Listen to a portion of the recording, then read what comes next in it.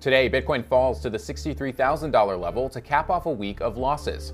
Two House lawmakers visit the Binance executive detained in Nigeria, and the head of litigation and investigations at Consensus discusses the SEC's decision to end its investigation into the company. Crypto prices in the red to end the week as of noon Eastern. Bitcoin dropped more than 1.5% to the $63,000 level. Ether dipped slightly, trading to just under $3,500, and Solana fell more than 1% to $131. For the week, crypto prices are mixed, with Bitcoin down more than 2.5% and Ether up nearly 3% as of noon. Solana is down more than 7% for the week.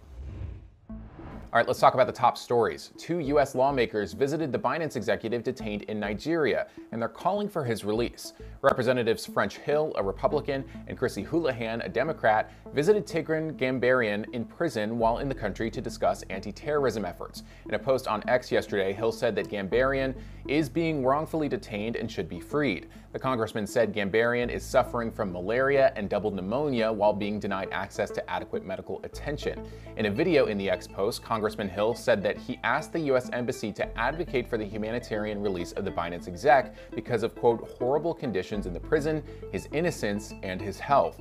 Hill was among the lawmakers that signed a letter to President Biden earlier this month urging him to work for Gambaryan's release. The executive has been detained in Nigeria since February, facing money laundering charges due to his involvement in the crypto exchange. Next, the Winklevoss twins donated $2 million in Bitcoin to support Trump in the upcoming election.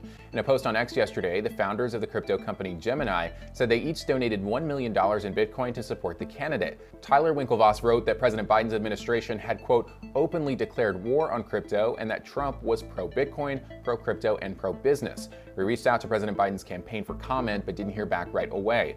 Trump has presented himself as a champion for crypto and met with Bitcoin mining executives earlier this month, including those from the publicly traded companies Riot and CleanSpark, while the crypto industry is increasingly trying to influence the upcoming elections with millions in donations to crypto-focused super PACs. Last, a California judge ruled that a civil securities lawsuit against the crypto company Ripple will move ahead to trial, but dismissed allegations suggesting that Ripple violated federal securities law by selling its token XRP. The federal judge for the Northern District of California ruled yesterday that a jury will hear arguments on whether Brad Garlinghouse, Ripple's CEO, made misleading statements in connection with the sale of securities in a 2017 interview. The judge tossed out other claims in the class action lawsuit. According to court documents, attorneys for Ripple argued that the claims should be thrown out because XRP does not meet the definition of a security under the Howey test and therefore can't give rise to a claim for misleading statements in connection with a security.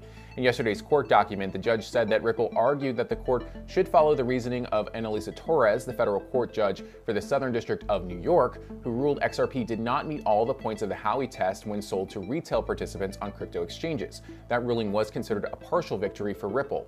Now, we reached out to the firm regarding the development in California, and in a statement, Ripple's chief legal officer said that the one individual state law claim that survived will be dealt with at trial and that nothing disturbs the ruling from Judge Torres in the SEC case. Now, this afternoon, Ripple CEO Brad Garlinghouse posted on X that the fact that 4 out of 5 claims in the suit were dismissed is a, quote, big win, adding that nothing in the decision negates or changes the fact that XRP is in and of itself not a security, according to the New York court decision. He added that regarding any misleading statements, he stands by what he said and is looking forward to shedding light on that during the trial.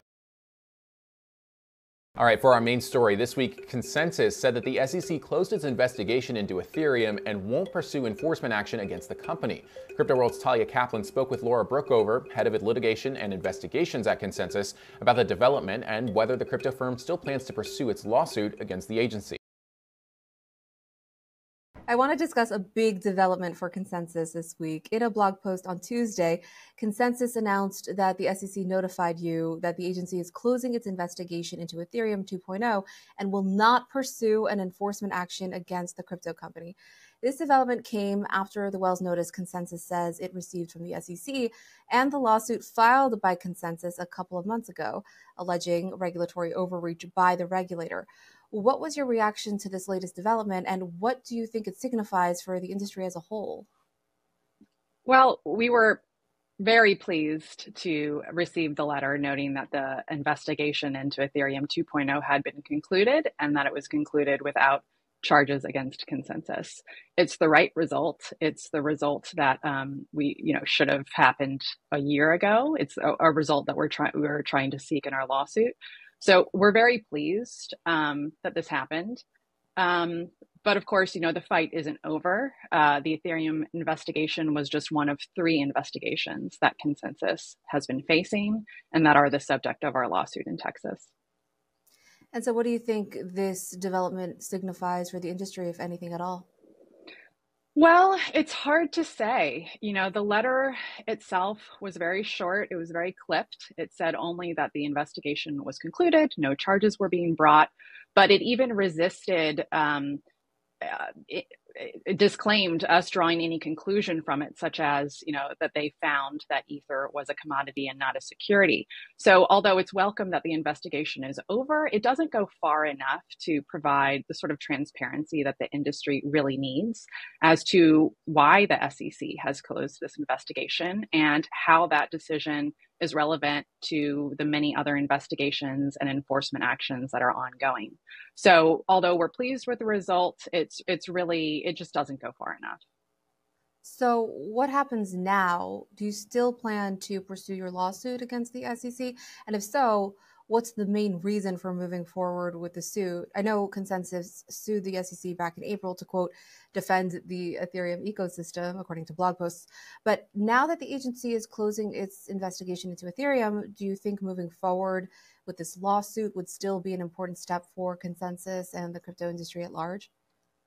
Well, not everything that we've sought in the lawsuit is redressed by this letter. Like I said, there are 3 investigations into Consensus. One dealt with Ethereum 2.0, or the merge, which was the transition to proof of stake. And that lawsuit was really focused on the Ethereum protocol itself and Ether on its own, whether Ether on its own was a security as a result of the merge. But there were 2 other investigations that we've dealt with, and those have culminated in a Wells notice finding that the Consensus has violated securities laws with respect to MetaMask swaps and MetaMask staking. Those are very important product features for our MetaMask wallet software. And one thing I want to emphasize, the MetaMask staking product feature, it relates to Ether staking. So services that Ether holders can take advantage of to stake their Ether. So although the investigation into Ethereum 2.0 and Ether on its own is concluded, there are still big questions around staking services and how the SEC views those. And until we get definitive answers and really a judicial ruling that we have not violated the securities laws, we're going to keep fighting, because we brought the lawsuit in light of this cloud of regulatory uncertainty that's been hanging over our head for years. And while this letter goes a little way in removing that cloud, it doesn't go far enough. So just to be clear, you are in fact continuing with your lawsuit against the SEC? Yes, I mean, we're still reviewing the implications of the letter, but as you know, our current plans are not to change and to continue fighting so that we can get the relief that we brought the lawsuit to seek. Expanding on what you just said, does this week's development settle some of the other concerns you outlined in the lawsuit against the SEC? The suit claims the SEC has wavered on Ethereum's classification as a security. Do you think that is more clear now? Yes, the letter does give us some of what we've sought, and I think that's important to underline. We asked the court to declare that the Ethereum investigation was unlawful and that it could no longer proceed, and that also the SEC should be barred from bringing an enforcement action against Consensus predicated on the Ethereum 2.0 investigation. Now, the letter, by saying that the SEC is closing the investigation without charges against Consensus, does give us some of the things that we have been seeking in the lawsuit. But again, we still are looking for that declaration that MetaMask swaps and MetaMask staking are not violating the securities laws. And so there's a lot still to deal with. I do want to mention we reached out to the SEC about this latest development, and a spokesperson told us the agency does not comment on the existence or non-existence of a possible investigation. But what do you think changed? Why do you think the SEC closed its investigation into Ethereum and won't pursue enforcement action against Consensus. In your blog post from this week, I read that following your lawsuit, several policymakers, including members of Congress, voiced concerns over the SEC's Ethereum investigation. Do you think that played into it at all? It's the $1,000,000 question, what changed? Because if the SEC has changed its policy positions, which is really sort of would be the most welcome news to the industry and to Consensus, that would be wonderful. We don't know. The SEC hasn't told us what changed, right? They just sent us a letter with no explanation, simply saying they concluded their investigation.